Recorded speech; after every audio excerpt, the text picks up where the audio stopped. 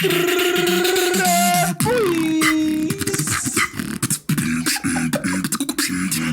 kidding me?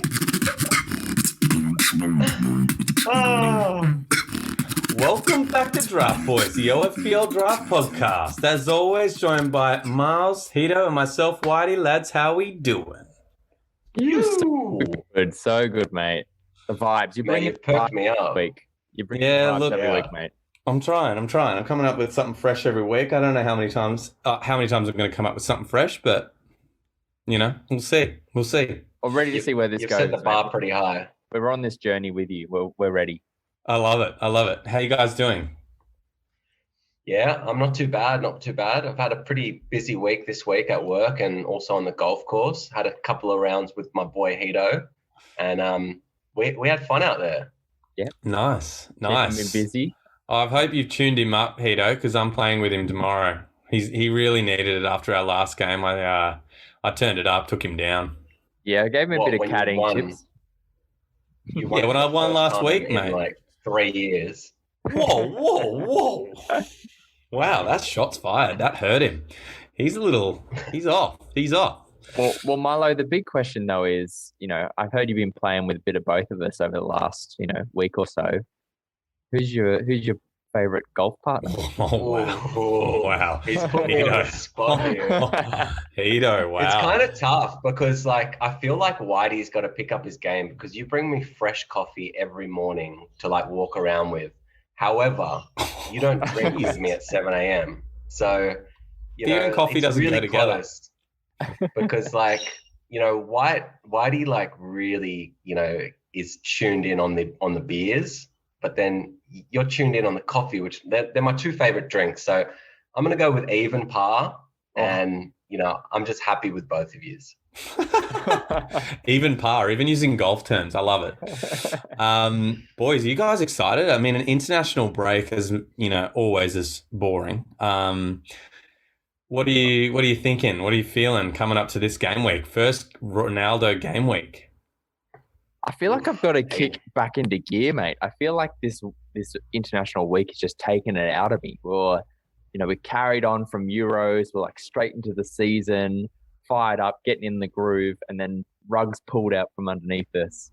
I know. And I felt like I'm not watching any of the qualifier games, really, just a little bit here and there. And I didn't watch much either. got to get going again. How about the Brazil-Argentina game?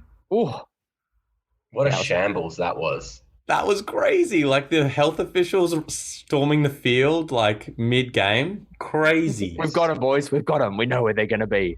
Yeah. It's so ridiculous that they waited for the game. Like, they know that they're there in the country. Like, come on, 100%. just do it before the game. Like, it's just embarrassing, actually, that the state has been to. But to answer your question, Whitey, I am, like, frothing at the bits for Premier League to start again. I hate international game weeks. I'm so depressed that weekend. And I know.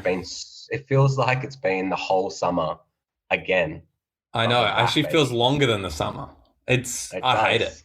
But I think partly because this is going to be such a tasty waiver wire coming up. Like, probably one of the most tasty we've had in a long time. And, like, obviously Ronaldo's a big name there, but it just feels like there's a lot of stuff available, at least in our league, that could be, I don't know, really good for some fantasy teams. So, yeah, I just Yeah, I'm just a bit excited about that and see how the waiver wire plays out. Yeah, and I think you're right. Like, it's going to be that fact in most draft leagues. I saw that the average amount of teams in each league was like 7.4 or something teams on average. So, like, the same as us, like 7 or 8 man leagues are going to have a lot of potential pickups this waiver. So, yeah, right. And then look, we've got the GOAT, Ronnie. He's in, he's back, and look, like, we all know where he's going, but I'm just excited to see him play in the Prem again.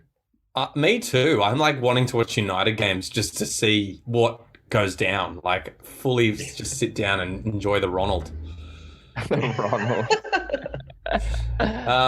All right. Well, we better get into this. Let's quickly go over our snacks. I don't think anyone's got anything to eat this week, but I think we're all just drinking. It's a liquid diet.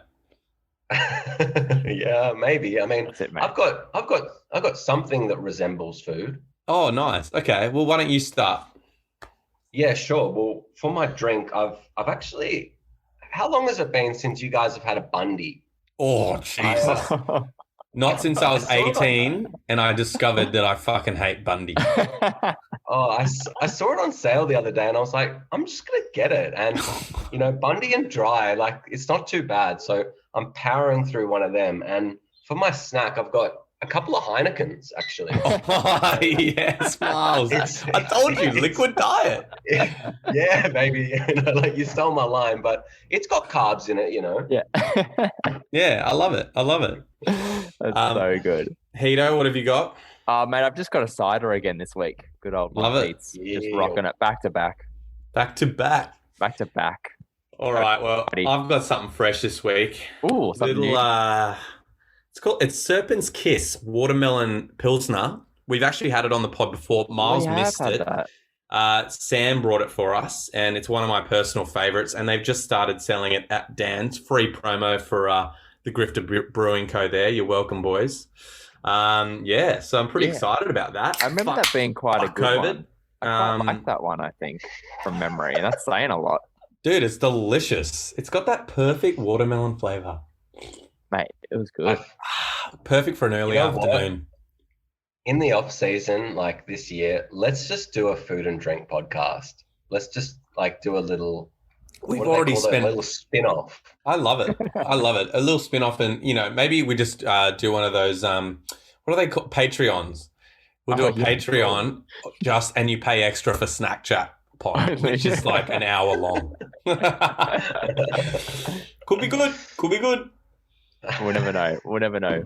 Oh, we might know. Anyway, we will know. All right, boys. Now we're getting into it now. If you missed our episode before this, go back and have a listen, just purely because we've covered the first 5 fixtures of previous game week on our last pod. We split it up, and this week we'll be covering the back end of that, the last 5 fixtures coming up for next game week. So, just go back and have a listen if you haven't listened to that, because there was some valuable stuff in there.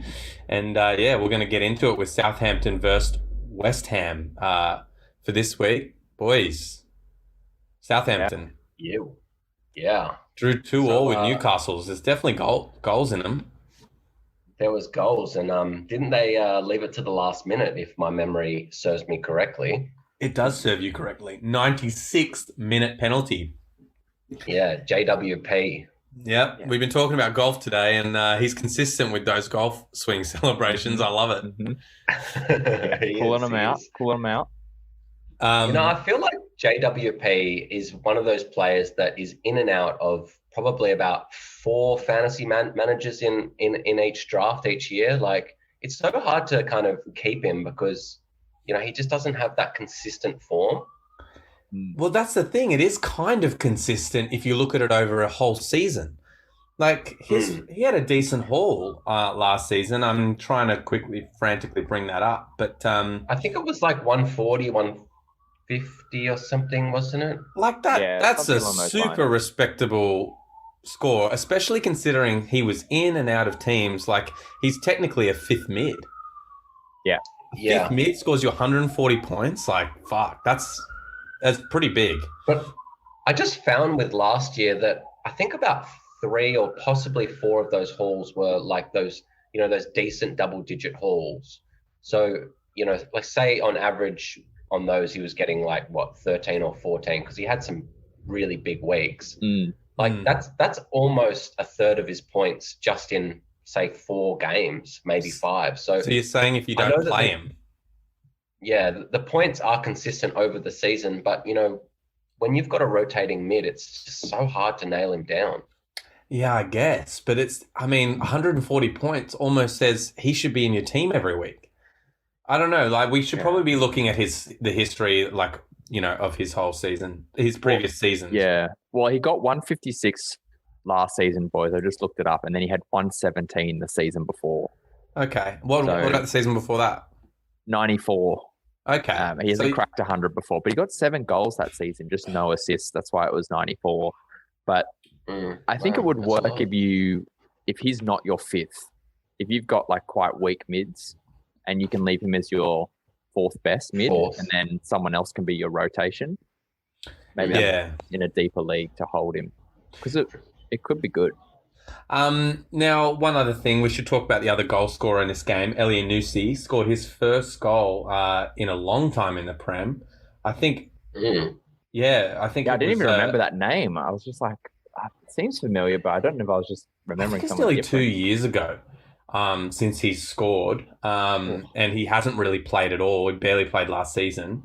But that was actually following a hat-trick he scored against Newport during the week. So a bit of form there, maybe someone to watch, keep an eye out. I think we'd have to take a look at their fixtures. I don't have them in front of me now. Not loving them. Okay, so West Ham, City, Wolves, then Chelsea. Look, that's perfect because we can sit off him for a bit and see what happens. But he's definitely a wait and see. Who's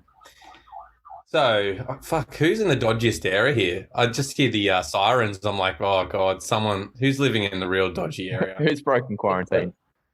That's me. I don't know. Like, I'm living next to a housing commission at the moment, so you never know what's going on in that joint. All right. Speaking of housing commissions, West Ham. No, I'm joking. Come on, boys. I'm joking. I love West Ham. I don't even know anything about West Ham as an area in England. Me neither. Oh, yes. You know, it's hit and miss. Hit and miss. Character. I mean, if Green Street Hooligans is anything to go by, it's good enough. Don't worry, they don't play their games like anywhere near it anymore. So true. Good. All right. So how about that first West Ham goal with Fornals finishing it? That was just like the definition of like 1-2. Hey, or maybe it was like 1-2-3. Yeah, I know, but like Antonio just never gives up. Yeah. He just is dogged. Yeah, battling his way through and that drop just is so good. But the fact that he also isn't just so focused on the goal as well. He was open to the play there and to laying it off to someone else. He is so crucial to that team. He looks so fit this year. So fit. Okay. He's never looked this fit. Well, it's a matter of how long. We'll see. Yeah, I don't know. We'll see. So I guess so that was who scored their second? Oh, Antonio's goal, of course. The one that he scored near post, beautiful. And as we're saying, the form is just crazy. If he does stay fit, I think he could breach maybe Vardy levels of hauls. And I'm so keen to curse him. Not with injury, just poor form. Just because Miles has him, and it would just gut me after having him for a fucking year last year of torture. Oh man, yeah. I think he's going to be really strong. It's going to be good to see what happens with him, his form this year. If he can stay fit, that's some spicy options. I'm pretty sure that's how he started for me, and it all came down. It all came down. So we'll see what happens there. Now, West Ham have been a bit active in the transfer market. They've picked up, I think, 2 players, but more importantly, the one that's more important here is Vlasic. Yeah. I don't know much about him. Do you know? Have you got some stats on him, mate? Don't have a lot of stats right up here. But he's an attacking midfielder. We've actually seen him before in the Prem. He spent 2 years at Everton. Okay. Ronald Koeman signed him, and then I think Koeman left or got fired, and then Sam Allardyce came in, and Sam Allardyce was playing super defensively, and he ended up playing almost, he was saying, as a right back, and didn't get much game time under Sam, and kind of wasn't willing to do what Sam had planned, which was very, very defensive, as always. Park the bus. So, obviously, his stats weren't that good there. But, he was actually in Russia, and I'm pretty sure he got 10 or 11 goals last season. He plays in a centre attacking mid role, so definitely brought in for depth because they're playing in Europe this year. But it will be interesting to see if Benrahma carries that form, because I'd say he is the person most directly under threat of this new signing. So right now there's no doubt in my mind that Benrahma is going to keep playing as long as he keeps this run of form going. So, but I think someone to keep an eye on based on his form in other competitions. Yeah, nice. Good How about you give us a prediction on this? Do you reckon there's going to be goals, Whitey? Looking at both of those results, 2-2 for both of these games, for both these guys in their last games, I think it'd be rude not to say 2-2. Complete the trio. Look, I think it's unlikely because obviously Southampton was playing Newcastle, not quite playing West Ham. But West Ham were playing Palace, and Palace haven't been in great form. So, that's going to be an interesting one there. To talk about. Okay, next game. We've got Watford versus Wolves. Now, Watford lost 1-0 to Spurs, and Wolves lost 1-0 against United. We'll start here with the Watford game. Yeah, what did you guys think there? I mean, personally, I thought they were kind of lucky to only lose 1-0. I thought Spurs actually looked pretty good, personally. Kane had quite a couple of chances. But just getting back to Watford, they need to score goals. And I think that if we're going to see goals, this next month looks quite promising for them with Wolves, Norwich, Newcastle, and then Leeds. I mean, I know it's Leeds, but, they're very open. So if Watford get a bit of form with the likes of, Dennis and, Sarr, they could have a bit of momentum going into that game. Yeah. And they just signed Sissoko as well. That is a great signing. I think he's a pretty good signing for them. That's a lot of experience. Signing. And he's just something to shore up their midfield, I just think that they needed someone like that, and they lost Troy Deeney, kind of probably a leader in their dressing room. He's been there forever. Yeah, they sold Will Hughes as well in midfield, so kind of filling his. Oh, Casper. Yeah, right. Casper the Gap. Oh my God, so good. But yeah, so that could help them a lot. I still have my doubts. Even looking at that decent run of fixtures, I don't favour them in some of those games. But yeah, I think worth a mention though, Daniel Buckman made 7 saves in game week 3, which is, a decent amount of saves there. And if there's any time where Watford are going to, shore up defensively and kind of grind out some results, this is it, as Miles said. So he could be an interesting keeper to pick up off the bench during this time. If he isn't already in teams, he is actually already in my team. I kind of picked him up at the beginning of the season. Backup keeper. Well, I picked him up because I'd heard of Watford's defensive record in last year. I heard it was all about clean sheets. I figured he's going to face a lot of shots. They haven't been that sound defensively yet, but there's still time. So I just think that this might be a good opportunity to see how he goes. Okay. But yeah, I think, should we move on to Wolves? Yeah, let's do it. Peter, what about that run by Traore? Ooh. Beast mode, but also the skill as he zigzagged through 2 of their players as well. His strength and power is amazing. He tormented Man U. It's one of those games, unfortunately, Wolves again just somehow not coming away with any kind of points. They've created the 3rd most chances, I think, in the league, higher than Chelsea and Liverpool. They just can't finish, man. But in saying that, it is so early in the season, everyone's kind of getting back to match fitness, and their team is, they're quite solid defensively. He's playing that 3 at the back, 2 wing back system, which obviously that's how Nuno had them set up. Yeah. And they're quite narrow up front too. I've noticed that, Podence and who is in midfield with Podence? Last year? No, this year. The Trincao? No, not Trincao. Trincao's up front. Anyway, the defensive...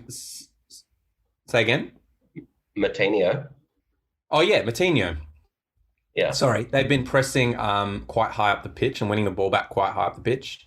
And that's what we saw in the United game was they were winning the ball back and distributing it to Traore. And he's Traore. He's pretty good at counterattacks.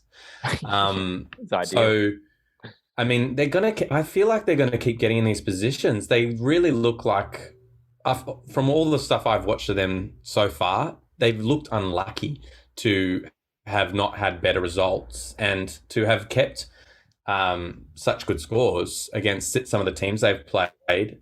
I think maybe this good run of fixtures coming up for them could make a huge difference. Well, they really need to. Yeah, exactly. Like just that you mentioned the run of fixtures, you know, Watford, Brentford, Southampton, Newcastle, you know, they're four really good fixtures for a team that's creating a lot of chances. So if you haven't got a Wolves player and there's someone available, like even I think Trincao, if Traore is still available, I think that's just such a good gamble at the moment. And even the defense. Yeah, I was about to say that defense as well. I was going to say their defense has been so solid. Marcel looks really, really good, and you can't go past Saiss. He always gets in the attacking positions. From he had a chance this game with that ridiculous double save from De Gea. So they were definitely unlucky on some chances. A few poor finishing moments, but overall, I think they could potentially turn this around and look quite promising. So. And I think Semedo is another name worth mentioning in there. And we saw Podence get some minutes off the bench. So I think it's worth mentioning that maybe Trincao's minutes may get affected if Podence comes back. But I'm sure it will be a slow comeback for him from injury. So, he's been out for a little while now. But he did look very good at times last season. He was one of the players we mentioned a lot. And could stand to benefit. I feel like right now Wolves are going to be the underestimated team. Yeah, definitely. Yeah. Now, why don't we get a little... Oh, wait. We'll just talk about their transfer. We got Wang Hee-chan. Yeah. Wang Hee-chan. Wang Hee-chan. He hasn't got the best stats, to be fair. Mm-hmm.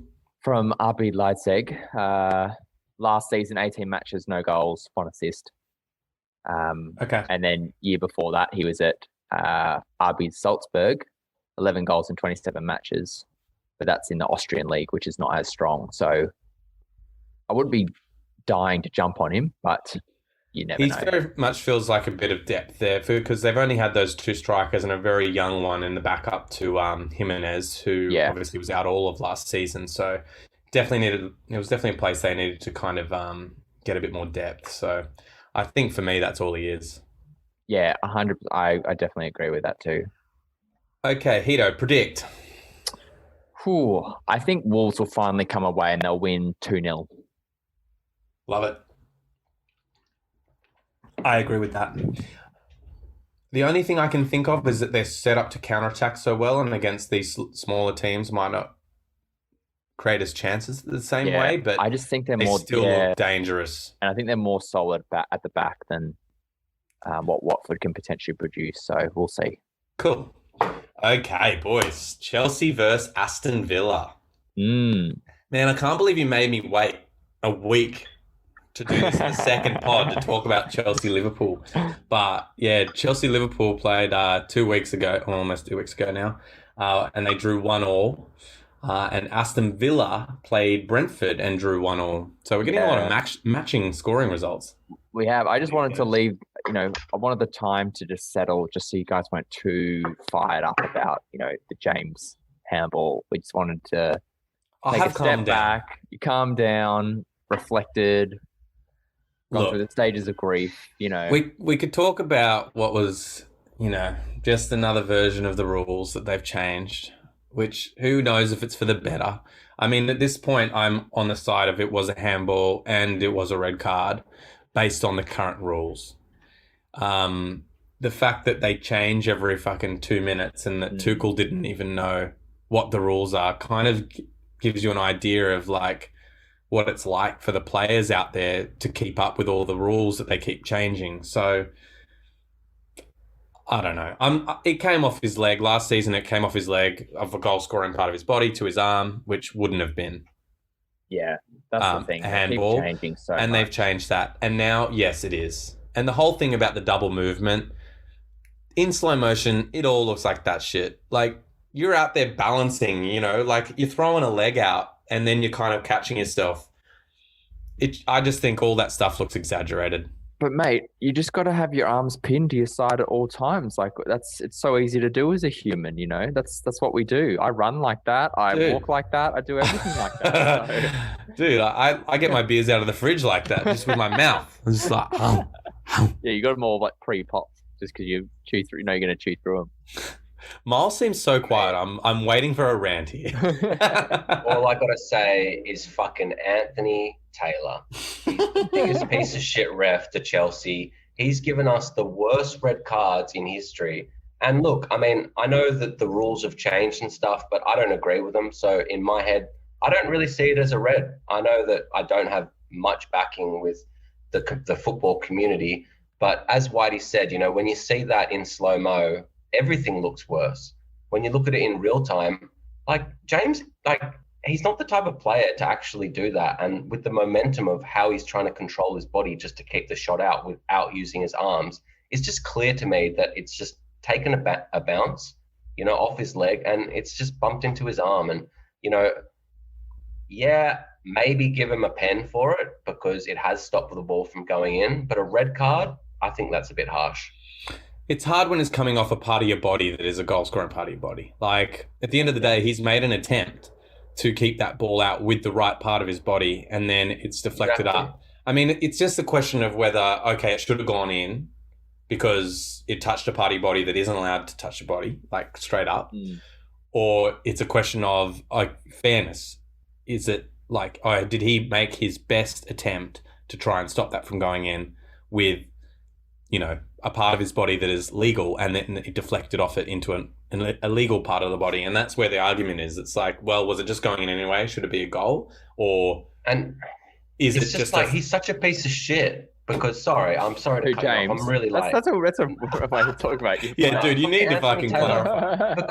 because he comes over to look at the screen and he doesn't even look. He's looking at a screenshot. He doesn't even ask to at least have the decency for the Chelsea fans just to have a look at it for a little bit longer than what he does. But look, we can talk about this till the cows come home. But I got to say, if Liverpool can't score against 10-man Chelsea, then who the fuck is going to score against us? Because we are literally the epitome of like working defense like that. Come on, like, you know. I think that will do a lot for Chelsea. I know they just won the Champions League, but for that group to have done that and come back from that right on half time, they were frazzled as fuck. There was all this blowing up. You know, to do that, I think they're going to be sound defensively regardless. It's going to be very hard to beat them. But yeah, I did want to say red cards ruin games. It's a shit. Yeah, that's a shit rule. Spicy game, and there was probably going to be some more goals, some more fantasy points, and it just became just bit of shit to watch. I don't remember the second half. I don't even remember. I sat there and I was like, oh, so fucking boring. It wasn't too eventful. It was pretty boring. Special mentions though to Mendy, Azpilicueta, Christensen winning man of the match. Like, they were very, very solid performances from them in defense. So, you know, full credit to them. Hey, Whitey, sorry, I got to say, the best thing to come out of this game, my mate Neil, he's a massive Liverpool fan. He messaged me at the end of the game and said, what a game. I think that we just saw the champions of England this season, but I'm not sure which team. And I said, well, if it's any team, it's the team that didn't get scored against with 10 men, mate. Oh, yeah. Didn't he call you real early or something? Oh, no, that was the Ronnie transfer. Oh, yeah. Sorry. Yeah, that's pretty classic. I love it.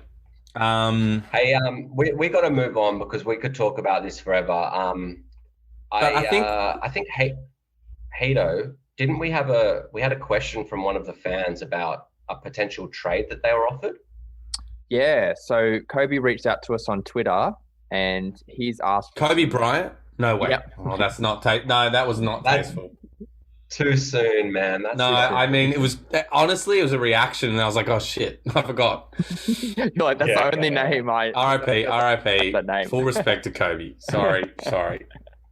Go. All forgiven, mate. So this week it's to do with Chelsea and Liverpool, who we're about to talk about next. Kobe's been offered a trade, Mount for Jota. Mount for Jota. And Kobe seems to be a Liverpool fan, so has a bit of a Liverpool lens, so wants to get our thoughts too. And we both have lenses because it's both our thoughts too. We don't really have a non-biased party here. With some fantasy goggles, though, what do we think? I'll put my 2 cents forward before Whitey. I'd say long term, I'd say long term, I'd be willing to keep Mount, just because I think that he's pretty nailed on in that Chelsea team. And even though with Firmino's potential injury, I'm not sure how serious it is at the moment, but Jota still has the chance for a bit of rotation, especially throughout the season. I know if Firmino wasn't a question, I probably would say go that deal for Jota. But I'm just not sold that he'll play as many minutes as Mount. And, Mount in a really attacking team like Chelsea, I like the looks of him this year. Yeah, I'd say Mount looks to be playing most minutes in that Chelsea team. It's just a question of if Chelsea can become a bit more prolific. And if he stands to benefit from Lukaku's strength holding up the ball, which so far it looks like that probably will happen. Lukaku is doing a great job of holding up the ball, and he's already said, at Inter, Conte drilled that into him and said, that's your job. And until that time, he didn't like playing that way. And then when he was in Italy, he was saying that he really found a love for creating for the people around him, and he's shown it massively already in his game time. So Mount could look to benefit a lot from having a focal point like that. And also, I mean, it's worth shouting out that fucking Zidane-esque no-look first touch from that Liverpool game where he just flicks it behind. I was like, oh, Jesus. He's looking confident. I'd say, honestly, short term, I'd be wanting to get Jota because, Chelsea's fixtures don't look great for the next, 5 weeks. But long term, I do think Mount will outscore Jota personally. So it's just a matter of fact if you maybe think that you could maybe get him back. So that could be a really interesting thing to jump on him. And after he's scored his points, say, in the next 5 weeks, try and trade him back for Mount. I think that would be an awesome ruse. Do you remember, and we haven't done this a while in our league, it's not since we had our little ghetto league on the spreadsheet, but the loans. You'd be like, loans. I'll loan you, and we'd write it down and we're like, okay, it's official, it's signed by both players. I'll loan you so-and-so for these game weeks. I think we should bring that back. Why did that go? What about loan with an option to buy? Buyback clauses coming in. Yeah, Chelsea needed more than them in the last one. And you just say, I'll pay $5 of your winning, of what your entry into the league is. Oh, this is getting hectic. I like this. Yeah, I think as well, from my point of view, it's really tough because... Fuck COVID. Spicy. The hard part is that Jota hasn't had a full season with Liverpool. He was injured for a lot of last season. He played half the minutes that Mount got. So it's really hard to know exactly where that will go. But he had more goals. He just didn't have the minutes, which beefed up all of Mount's 140 or so points last year. Yeah, I would say that the excitement around Jota is higher than Mount. In terms of just maybe some really big weeks, I feel like Jota's got the potential more so than Mount. Yeah, I agree. It's that mix-up of the base of 2 points every week and how that builds over a season, as well as, Mount, he takes corners. He takes free kicks too. Yeah, we've got some big targets in the goal there. But then, we can also lose Salah and Mane for only a couple of game weeks. It's not crazy, actually, during Africa Cup of Nations, but you're looking at that as well. I think he's going to have more of a role. Kobe, aren't we? Yeah. Well, why don't we all make a decision? Okay, let's go through. Miles, you start. Is it Mount or Jota? Yeah, I'll go with Mount just for the long term. Hito? I think I would lean towards the safety of Mount. You know, I like a bit of excitement. I would say Jota. Yeah. Yep. I just feel like I really doubted him start of this season, and then he was starting. Yeah. Whether Firmino was injured or not, and he looked really good. And I think he's probably going to be used a lot in the games where they need to score goals against teams that are really defensively set. I think Firmino is going to be used in big games, and Jota will probably be used in the majority. But that's my guess. I think there's just a very small caveat as well, depending on your current mids, like what that looks like in terms of, can you have a Jota who's got more questions around his playtime, maybe? Yeah, and then it's clearly a mid for a forward. So, how do you balance it out? So I think they're both mids, actually, mate. Oh, are they both mids? Yeah, oh, shit, Jota's a mid. Oh, my bad. Okay. Well, then there's no question. Look, to be honest, I think overall they're very similar. I don't think there's like you're getting kind of screwed over in any way. It's just, and also if he's a Liverpool fan, it's kind of nice to have a player too. So good advice, Hito. Okay, that's enough advice. Okay. I'm done with your advice. Aston Villa. They drew 1-1 against Brentford. Really not a spicy start for them that we might have thought. What are your thoughts?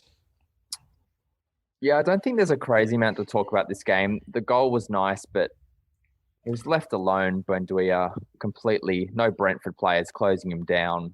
You could see the defenders not sure what to do. It's a good finish, but it was just it was that lack of experience from Brentford defenders that's obviously wound up with the goal. But then for the rest of the game, I thought they were really sound to keep the likes of Ingsy and a couple of others out.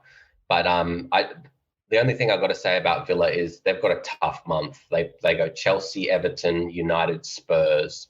So that's tricky. So you know how we've talked about.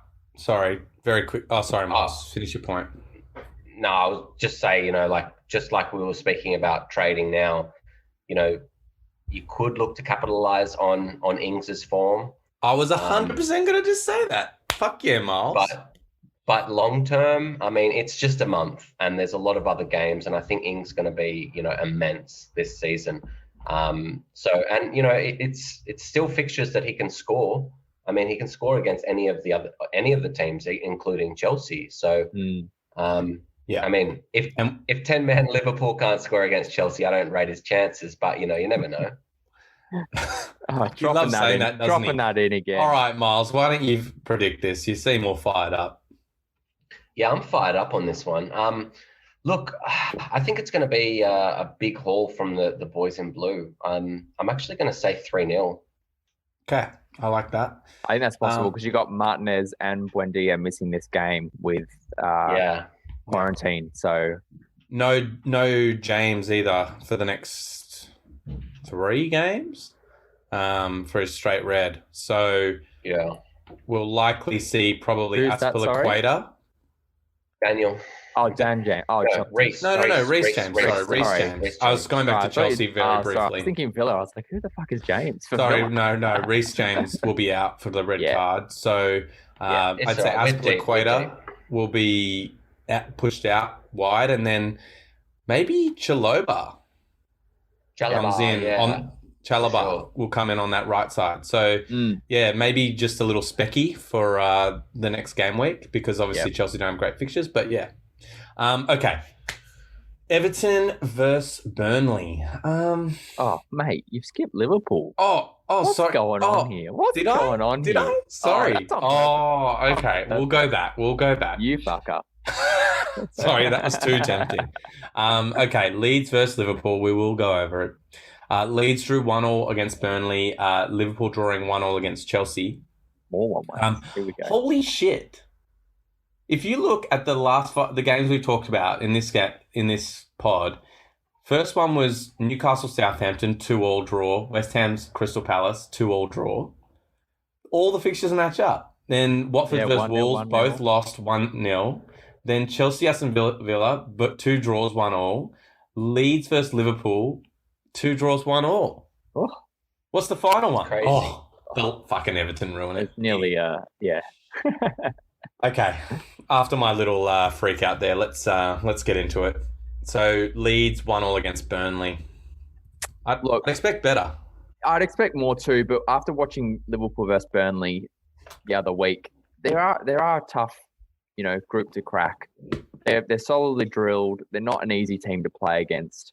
And Leeds are very similar kind of open attacking style to Liverpool. So I'm not surprised there was maybe a bit of struggle there. I agree. I think Paddy B got a little bit lucky with his little flick on that rolled to him and put a toe on it. Which was almost identical to Wood's flick on. Yeah. Like, they both did like the same flick on goal. I'm like, whoa, I just saw the same thing twice. Yeah. They were copies of each other, but that was pretty cool. But yeah, like it wasn't the best game for them, and there were just a couple of chances. Yeah, and as you say, Burnley is well drilled. I think it might be fun to talk about another fan that kind of put a question to us. They were talking about Dan James pickup versus a Gallagher pickup on the waiver wire. Is that what they're asking there? Yeah, waiver wire pick. They've got a spot to look at a priority. I think I know what I would say. Me too. Like right now, Leeds have an amazing run of fixtures. Like they got and we've also seen was it Rodrigo? No, Helder Costa, sorry. Has left Leeds, kind of leaving a good opportunity for James to kind of go straight into that squad. For sure. And I think they broke their transfer for record on him. I think it was about 30 million. So I think he goes straight in. I'm not sure if he just starts this first game. He might actually just come off the bench. But look, personally, in my opinion, I think it's almost a no-brainer to pick up Dan James just for the potential. I know that Gallagher looks really good, but he is playing for Palace, so they're just not going to create as many chances as Leeds. Yeah. And it's the fixtures is not great for Palace right now. Like I feel like there's going to be some poor sucker that picks up Gallagher right now, looking at those last 2 goals, going, "Holy shit, looks great." Then he won't do much for a couple of weeks. They'll drop him. And then, maybe they'll get a better run of fixtures and he's a good option then. And you can kind of get him later. But if you were to look at the next 4 games for both of those players, I feel like Dan James is going to be the one to stay on and also score more goals. Yeah, they've got a nice run. I agree. It's an easy Liverpool fixture. Yeah, what is it? It's like Newcastle, West Ham. Then it just goes crazy with Watford, Southampton, Wolves, Norwich. So, I mean, I'm really liking the look of Leeds for the next month and a half. It's gonna be good to, it's gonna be interesting to see where he ends up playing too. Like, where does he slot in? Like, whose spot does he take? Because got Rafinha and Harrison playing wide. Like, is Rafinha going to come in to the middle and Dan James go out on the right? Yeah, I mean, it's going to be interesting. I don't know who's going to lose out. That's what I'm worried about. But Dan James suits that system so well. I think actually Rafinha comes in and plays as kind of like a number 10. Yeah. I think he's a little bit more creative than the other two. And Dan James is so good on the wing. Yeah. Yeah. I'm really excited by him. If he makes it to me, I'll be pretty happy. Okay, let's move on. Liverpool, I should say. Yeah. Drew 1-1 against Chelsea. Wow. Yeah. Not a great performance from Liverpool. Yeah, can't we just call them the team that can't score against 10 men? Hito, come on, defend yourself. I give you all these compliments about Chelsea on the golf course, and you just come here and you attack me. It hurts, man. All right, It hurts. I've picked it. I'll take Whitey at golf any day of the week. Oh, Hito, I mean, his nickname is the Weasel. You've got to expect that. Weasel. You've got to expect that. Nah. Look. I've got to say, Hito, I like that you play my team game because Whitey won't be on a team with me on the golf course, and I do like playing a scramble. So Yeah, I mean, we're team players. Exactly. But I think we've said a lot about the game already. I think, Chelsea is set up with 5 at the back. I think that's the best formation you could possibly want to then lose a player to go down to 10. You're not changing your style too much. And they're obviously very well drilled and a good defensive team. And we do struggle sometimes to break down double blocks. I thought that you guys were a bit narrow. I thought that like against a 10-man team, you kind of want to spread them a bit more. And you guys were really trying to loft that perfect ball in over the top, which 100% you guys are capable of that. You got Trent and Robbo who are pretty good at playing those balls in, but it's like such low percentage. I know. When the teams are set so defensively and you don't have Firmino, you don't really have any big players to kind of like. No, I thought our only chance was going to be from a corner, to be honest. But you guys have so many tall boys in there, like Christensen and Lukaku. Like that's why I felt like our chance was going to be. But I think that's just one game. Is a big kind of fixture. Shame it got messed up by the red card, but I think overall, still same feelings moving forward. Obviously, we spoke a lot about Jota and his involvement moving forward, but I'm feeling okay. I think this will be a good. We had a good game. We had good games against Leeds last year, so it's very spicy, lots of goals. So it'll be a good fixture for goals. Okay, I guess this is my prediction here. So, there's going to be goals in this game. I don't know if Leeds is capable. All right, I'm a bit all over the place here. I'm going to go with my favourite scoreline. 3-1, Liverpool. Why is it your favourite? Because, it just gives, like, I just feel like Liverpool are definitely capable of conceding a goal against Leeds, but I just think that they're going to score. Like, Leeds is one of those teams, like, if they're not winning it, they're conceding a bunch of goals. So yeah, that's fair. I feel like they've definitely got a goal in them, but I think Liverpool will get the better of them here. So last one, the other side of Liverpool, Everton. Yeah. The Blues. They won 2-0 against Brighton, kind of solidifying the start to a good run for this season. And then Burnley drew 1-1, as we said, against Leeds, which was quite an impressive result. I remember you, Whitey, last week saying you picked up Gray and he got you points straight away. He had kind of had a clean run, didn't he, onto goal? Not really challenged and just drilled it. Yeah, I mean, look, you'd expect a little bit more from the keeper. Like Sanchez didn't make the best save there. It wasn't the strongest of shots, but he's in the goals, and he's looking like a spicy prospect if he can kind of hold that position. Which for right now, it seems like he might. Yeah. I agree.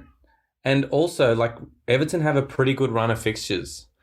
And if there's ever a time for him to kind of capitalize on that form, it's now. For me, Gray is definitely, a good option in the coming weeks if he's not picked up in your leagues already. But I can imagine he will not be available after this week. No, I don't think so either. One thing I'm keen to see as well, we saw on the deadline day, Everton bring in Lookman on loan. Yeah, that is an interesting one. He was quite impressive for Fulham, a struggling Fulham last year. And with a slightly better players around him, I'm looking forward to seeing what happens there because... He's got super sub written all over him. Yeah. And then potential pickup of form, carry it into starting position. Yeah, I mean, who's he kind of competing with there? He's got a Wobie. I guess they play kind of two up the front, don't they? Like Richarlison and... and I was also going to mention, I'm not sure if he's in direct competition, but Allen is actually a good shout. If you're in a little bit larger league, maybe like a 10-man plus league, I think Allen could be a good shout. I think he'll play most of the year, and we saw last week. I think he got an assist and some bonus points. He got 8 points. I think that he'd be like, in a shorter league. Obviously, you just don't have room for someone like that. But in a 9, 10, 11-man league, I think Allen could be a great fifth mid choice. Wow, interesting. Okay, let's move on to Burnley here. We're going to wrap up the pod with that. Wow, that challenge on Barnes was pretty hectic in this game. Ooh. From Barnes, sorry. Yeah. That was crazy. Yeah. Good old Barnesy. He does love to throw it in there. But he does. He's a bit of a terrier, isn't he? We'll keep it quick on Burnley here. They look pretty good in this game, kind of what you'd expect. As Hito said, solid defensively. I mean, Chris Wood with an almost identical goal to Bamford. Had he be, yep. Nice flick-on finish. I think, it's the same Burnley we've always seen. Chris Wood looks to be able to score up quite a few goals. He's finally kind of getting some game time now, and their defense is pretty solid. So, I think mainly their defensive options, and Pope or Chris Wood. Yeah, I mean, as I said a couple of weeks ago, with Burnley, I just like to get a bit of form and jump on their good fixtures. And for the next 3 weeks, they got Everton, Arsenal, Leicester, which obviously aren't super great. I know that they'll be chomping at the bits to play Arsenal. But then after that, besides from Man City, they go Norwich, City, Southampton, Brentford. So that could be a good time to jump on that Burnley defence like we spoke about a few weeks ago. Yeah. But until then, I think the only option up front is Chris Wood, like you mentioned. Okay. I think it's Hito predicting that one. I think Everton are going to win 2-1. Love it. Okay, now I want to wrap up the pod with just a couple of the transfers we didn't get to talk about from the deadline day, which we would have covered in the last pod, but it hadn't finished by then. First one is Edouard for Palace. They've given him on the budget version, I think, a 6 mil or 6.5 mil value, which is higher than any other player at Palace. So, yeah, he scored a lot of goals at Celtic. Mm-hmm. He's got a really good record there in the Scottish league. So it'll be interesting to see how he can carry that over into the Prem. But he might be able to get, 10 goals. It's going to be a rocky start. I don't think he's worth jumping on. As we said, Crystal Palace's fixtures aren't great. He may give them a little something extra, but yeah, he's definitely a wait and see. I think if you're, like Marlo was saying, big league, you got, you got to wait and just jump on something. So, yeah, maybe jump on then. Okay. Muniz, Santiago Muniz. Where do I know that name? From a little old football movie called Goal. That is so classic. I can't believe that just happened. So Newcastle that they'd sign a player on loan. Maybe they're trying to get the DVD sales back up for that movie. I'm going to go buy another copy. Classic. Nothing too exciting, though, from fantasy, I don't think. No, just a fun mention. Now, we've got... Oh, sorry, I just realised I've said Lookman at the wrong team. I know, I realised that too. I thought that for a second. I doubted myself. Yeah, oh, my God. There you go. I hope everyone listened to the end of the pod. Lookman at Leicester. Yeah, not Leicester. Everton.